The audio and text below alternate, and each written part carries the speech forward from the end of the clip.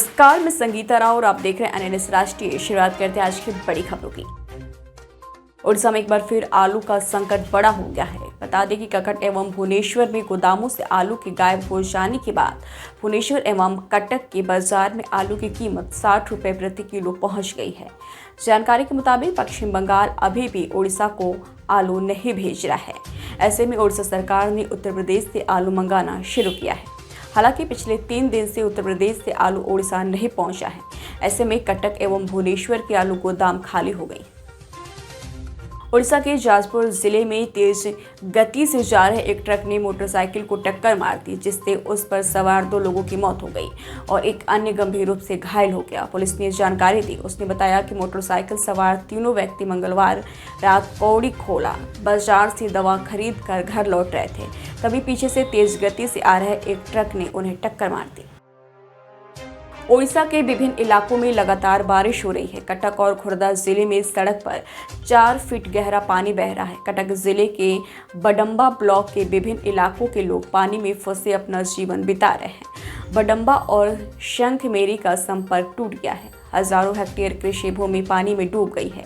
नतीजतन लोगों को कई समस्याओं का सामना करना पड़ रहा है। इसी तरह बेबुनिया और बोलगढ़ इलाके में भारी बारिश में डूब गए। लंबे समय से हो रही बारिश के कारण गलियों और गांवों में घुटनों तक पानी बह रहा है। बता दें कि बोलगढ़ गांव ब्लॉक के थाना पलवी गांव में पानी घरों में घुस गया है।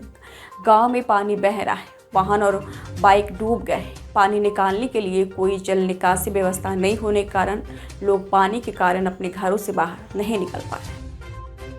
2024 पेरिस ओलंपिक में गोल्ड मेडल की दावेदार माने जा रही भारत के स्टार पहलवान विनेश फोगाट को ओवरवेट होने की वजह से डिस्क्वालीफाई कर दिया गया है। अब खबर आई है कि विनेश फोगाट की तबीयत बिगड़ गई है।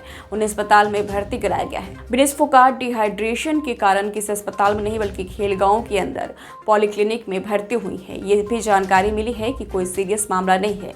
जल्द ही उन्हें डिस्चार्ज भी कर दिया जाएगा। ओलंपियन विनेश फोगाट के ओलंपिक फाइनल मैच से पहले ओवरवेट होने की वजह से अयोग्य घोषित किए जाने के बाद प्रधानमंत्री नरेंद्र मोदी ने भारतीय ओलंपिक संघ यानी IOA की अध्यक्ष PT उषा से बातचीत की है। सूत्रों के हवाले से बताया गया है कि PM ने PT उषा से इस मुद्दे और विनेश की हार के बाद भारत के पास मौजूद विकल्पों के बारे में प्रत्यक्ष जानकारी मांगी है। उन्होंने उनसे विनेश के मामले में मदद के लिए सभी विकल्पों का पता लगाने के लिए कहा। उन्होंने PT उषा से यह भी आग्रह किया है कि अगर इससे विनेश को मदद मिलती है तो वह अपनी अयोग्यता के संबंध में कड़ा विरोध दर्ज कराए। पड़ोसी देश बांग्लादेश में कई दिनों से सियासी रस्साकसी जारी है। बीते दिनों शेख हसीना ने बांग्लादेश के प्रधानमंत्री पद से इस्तीफा दे दिया और देश छोड़ दिया। आरक्षण खत्म करने की मांग से शुरू हुआ विरोध प्रदर्शन हिंसा में तब्दील हो गया। इसमें कई लोगों की जान चली गई। इस हिंसा के बाद बांग्लादेश में रहने वाले अल्पसंख्यक समुदाय की सुरक्षा को लेकर सवाल खड़े होने लगे। इसी कड़ी में आम आदमी पार्टी के सांसद संजय सिंह ने भी वहां के अल्पसंख्यक समुदाय विशेष रूप से हिंदू समुदाय की सुरक्षा को लेकर चिंता जताई। हिमाचल प्रदेश में इस साल मानसून की बारिश जमकर कहर बरपाती हुई नजर आ रही है। राज्य में हो रही बारिश की वजह से अब तक सरकारी संपत्ति को 74,861.99 लाख रुपए का नुकसान हो चुका है। इसके अलावा 521,563 लाख रुपए की निजी संपत्ति को भी नुकसान पहुंचा है। सबसे ज्यादा नुकसान 1 अगस्त को 3 अलग अलग राज्यों पर बादल फटने की घटना से हुआ है। हिमाचल प्रदेश में कृषि विभाग को 132.64 लाख रुपए, बागवानी विभाग को 1,39,095.835 लाख रुपए, लोक निर्माण विभाग को 31,226.63 लाख रुपए, जल शक्ति विभाग को 28,521.99 लाख रुपए और ऊर्जा विभाग को 28.46 लाख रुपए का नुकसान हुआ है।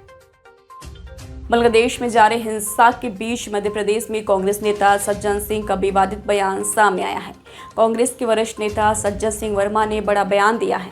सज्जन सिंह वर्मा ने कहा है कि श्रीलंका बांग्लादेश के बाद अब भारत का नंबर है। उन्होंने कहा है कि जिस तरह श्रीलंका और बांग्लादेश में जनता सरकार के खिलाफ सड़कों पर उतर आई है और PM आवास में घुस गई है, ठीक वैसे ही हालात भारत में बनते दिख रहे हैं। उन्होंने कहा कि अब भारत का नंबर है। PM मोदी की गलत नीतियों के कारण जनता PM आवास में घुस जाएगी। झारखंड के गोड्डा से बीजेपी सांसद निशिकांत दुबे ने लोकसभा में फाइनेंस बिल पर चर्चा के दौरान कांग्रेस पर हमला बोला है। उन्होंने कहा है कि आप क्या चाहते हैं कि आप चंदा बिखाओ और उनकी शादी मुकेश अंबानी की बेटी अनंत अंबानी की शादी में भी जाओ और उसके बाद गाली देते रहो। उन्होंने आगे कहा कि इस देश का कौन ऐसा राजनेता है जो अंबानी के बेटी की शादी में नहीं गया।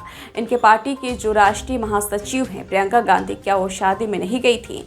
क्या बात कर रहे हो आप? इस पर सदन में हंगामा होने लगा तो उन्होंने कहा कि तोते की बहन शादी में गई, आप इतना ही मान लीजिए। फिलहाल आज की खबरों में इतना ही। जल्दी हाजिर होंगे कुछ और बड़ी खबरों के साथ, तब तक के लिए दीजिए इजाजत। नमस्कार।